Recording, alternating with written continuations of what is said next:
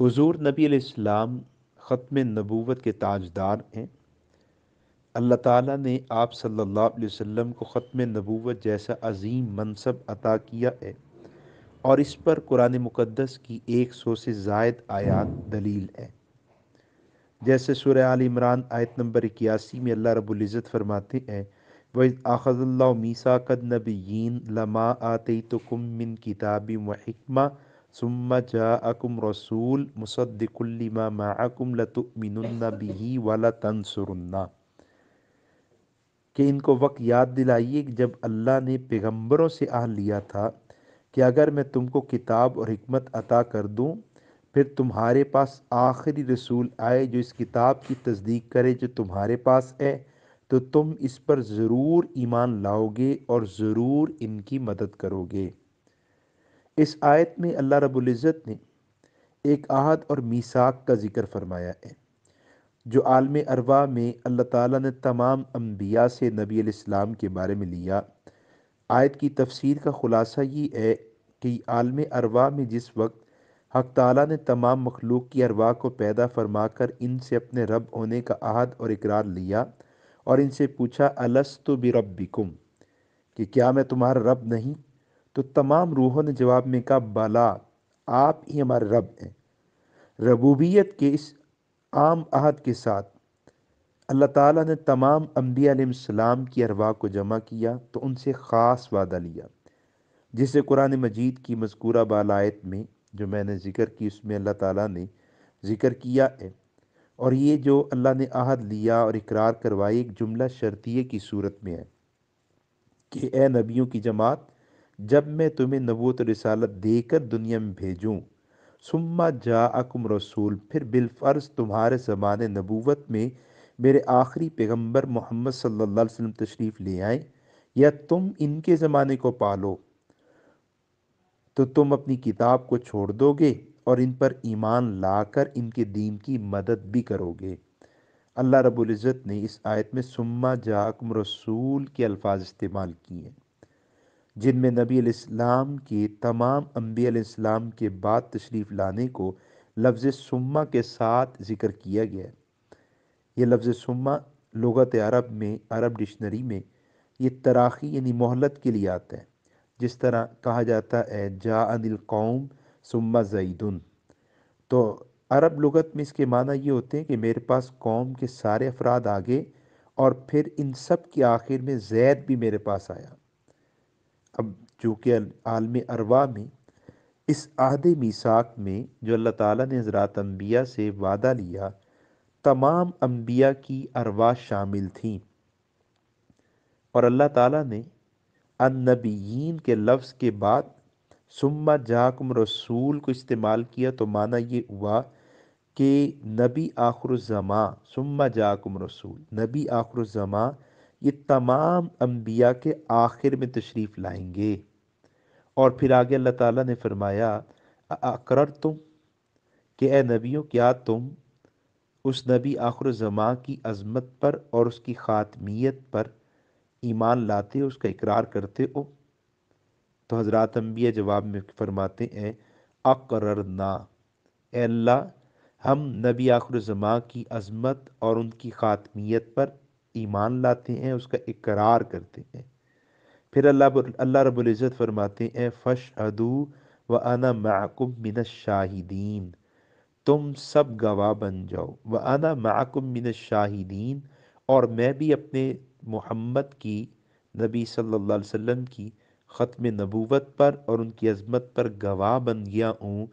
میں بھی اس بات پر گواہ ہوں کہ وہ ایسے عظیم رسول ہیں کہ جب وہ آ جائیں گے تو سچوں کی نبوت بھی نہیں چلے گی، اور وہی آخری نبی اور رسول ہوں گے۔ اس آیت سے واضح طور پر معلوم ہوتا ہے کہ سب سے بڑا مقام اور سب سے بڑا مرتبہ نبی آخر الزماں کا ہے،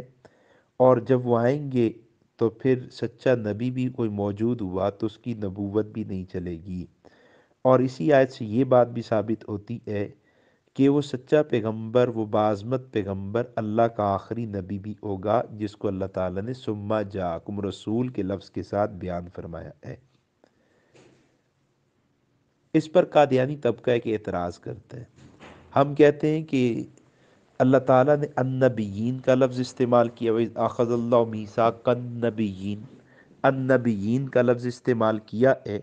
اور النبیین میں الف لام استغراق کا ہے، جس کا معنی یہ بنتا ہے کہ اللہ تعالیٰ نے سارے نبیوں سے وعدہ لیا۔ تو قادیانی کہتے ہیں کہ اچھا، اگر سارے نبیوں سے اللہ نے وعدہ لیا تو کیا اللہ نے حضور صلی اللہ علیہ وسلم سے بھی وعدہ لیا؟ کیا حضور صلی اللہ علیہ وسلم سے بھی اللہ نے عہد لیا کہ آپ بھی اپنے اوپر ایمان لائیں گے؟ تو اس کا جواب سورہ احزاب کی آیت نمبر 7 میں موجود ہے۔ اللہ رب العزت فرماتے ہیں وَإِذْ أَخَذْنَا مِنَ النَّبِيِّينَ مِيثَاقَهُمْ وَمِنْكَ وَمِن نُوحٍ وَإِبْرَاهِيمَ وَمُوسَىٰ وَعِيسَىٰ ابْنِ مَرْيَمَ وَأَخَذْنَا مِنْهُم مِّيثَاقًا غَلِيظًا۔ اس کا ترجمہ یہ کہ جب ہم نے سب نبیوں سے عہد لیا اور آپ سے بھی عہد لیا، اور نوح سے اور ابراہیم سے بھی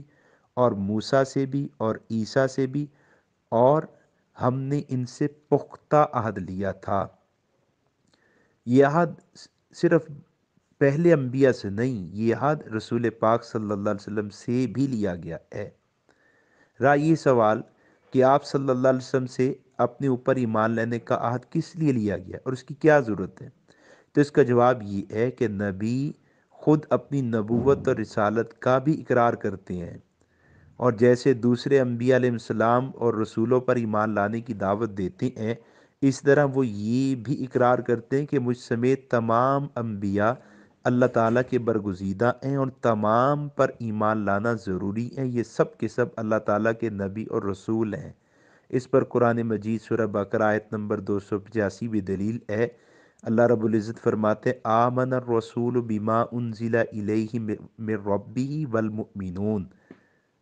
آمن الرسول بما انزل الیہ من ربہ والمؤمنون۔ تو قادیانیوں کا اعتراض کہ النبیین میں کیا حضور بھی داخل ہیں؟ پھر اگر لام استغراق ہے تو کیا حضور بھی داخل ہے؟ تم نے جواب دیا ہاں حضور بھی داخل ہیں، اور نبی سے اپنی نبوت پر ایمان لانے کا اقرار کروایا جاتا ہے، اور نبی بھی اپنی نبوت کا اقرار کرتا ہے، جیسے نبی اس بات کی تصدیق کرتا ہے کہ اللہ وحدہ لا شریک ہے، جیسے نبی اس بات کی تصدیق کرتا ہے کہ حضرت آدم اللہ کے نبی ہیں، اللہ نے انہیں نبوت عطا کی ہے، ایسے ہی نبی اس بات کی تصدیق بھی کرتا ہے کہ میں بھی اللہ کا نبی ہوں۔ رسول پاک صلی اللہ علیہ وسلم جیسے اس بات کی تصدیق کرتے ہیں کہ اللہ وحدہ لا شریک ہے، مجھ سے پہلے 1,24,000 نفوس کو اللہ نے نبوت کا منصب عطا کیا، ایسے ہی رسول پاک صلی اللہ علیہ وسلم اس بات کی بھی تصدیق کرتے ہیں اور اس بات پر بھی ایمان رکھتے ہیں کہ اللہ نے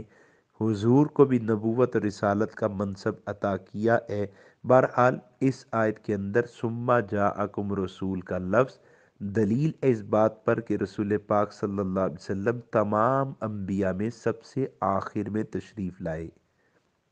اور یہی آخری پیغمبر ہیں۔ اور قادیانیوں کا اب دجل دیکھیں، فریب دیکھیں، دھوکہ دیکھیں اور جرت جسارت دیکھیں۔ جب قادیانیوں سے اس آیت کا رد ممکن نہ ہوا تو انہوں نے ثم جاءکم رسول کے لفظ کا مصداق بدل دیا، اور قادیانیوں کی کتاب احمدیہ پاکٹ بک، اس نے نعوذ باللہ یہاں تک لکھ دیا کہ اس آیت میں ثم جاءکم رسول کا مصداق وہ